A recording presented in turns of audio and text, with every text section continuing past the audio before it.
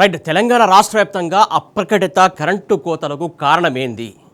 ముఖ్యంగా ఏదైతే వర్షాభావ పరిస్థితులు ఒక దృష్ట్యా తక్కువ ఉన్నాయి, అలాగే ఎలినినో ఎఫెక్ట్ ఉంది, అలాగే విద్యుత్ ఉత్పత్తి ప్రధానంగా తెలంగాణ రాష్ట్రంలో అవసరానికి తగ్గట్టు జరగకపోవడమే ప్రధాన కారణం అంటే అవుననే సమాధానం వస్తుంది. ఏదైతే టీజీఎస్పీడీసీఎల్కి సంబంధించి శాఖకు సంబంధించినటువంటి అధికారులు ఈ అప్రకటిత కోతలకు సంబంధించి జనాలు పదే పదే ఫోన్ చేసి అడుగుతున్నా కూడా వాళ్ళ నుంచి సరైన సమాధానం రావట్లేదు.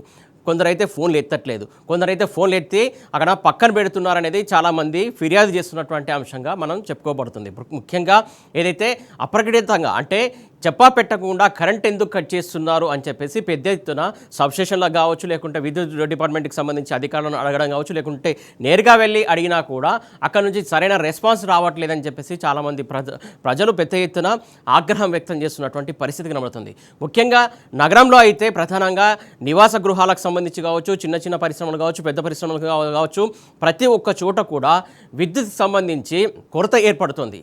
విద్యుత్ శాఖకు సంబంధించి కావచ్చు, లేకుంటే ప్రభుత్వం కావచ్చు, సరైన ముందు జాగ్రత్త లేకపోవడమే ఈ కోతలకు కారణం అనేది సుస్పష్టంగా అర్థమవుతుందని చెప్పేసి ఏదైతే విద్యుత్ నిపుణులు చెబుతున్నటువంటి అంశం. గత సర్కార్ టైంలో ఏదైతే బీఆర్ఎస్ సర్కార్ టైంలో 24 గంటల పాటు నాణ్యమైన విద్యుత్తును అందజేసినటువంటి ఘనత కేసీఆర్ సర్కారుకు దక్కింది. దాంతోపాటుగా రైతులకైతే ఇక ఉచితంగా కరెంట్ ఇచ్చినటువంటి పరిస్థితి, అది కూడా 24 గంటలు. కాకపోతే ఇప్పుడు నగరవాసులతో పాటు ఏదైతే వ్యవసాయం చేసే వాళ్ళు చాలా ఇబ్బందులకు గురవుతున్నారు. ఈ రకంగా విద్యుత్ మాకు ఇస్తే మేము వ్యవసాయం ఎలా చేసుకోవాలి అనేది వారి యొక్క ప్రశ్న ప్రధానంగా. ఇలా అయితే పంటలు ఎలా పండించాలి, మేము ఎలా మా పొలాలు ఎలా తడుపుకోవాలి, లేకుంటే మా వేసిన పంటలు ఎట్లా, కొన్ని చోట్ల ఎండిపోతున్నటువంటి పరిస్థితి అని చెప్పేసి రైతులు కూడా పెద్ద ఎత్తున ఆగ్రహం వ్యక్తం చేస్తున్నారు.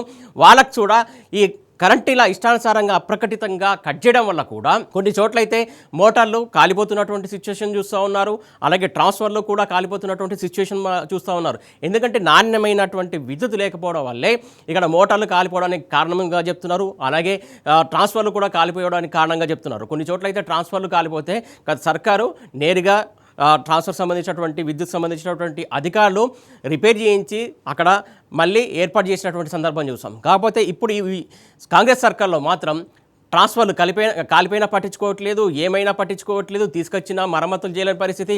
స్వయంగా వాళ్ళే గ్రామంలో ఉన్నటువంటి రైతులు కావచ్చు, వాళ్ళ యొక్క డబ్బులు ఖర్చు పెట్టి మరీ చేయించుకునే పరిస్థితి ఇప్పుడు దాపురించినటువంటి సిచ్యువేషన్.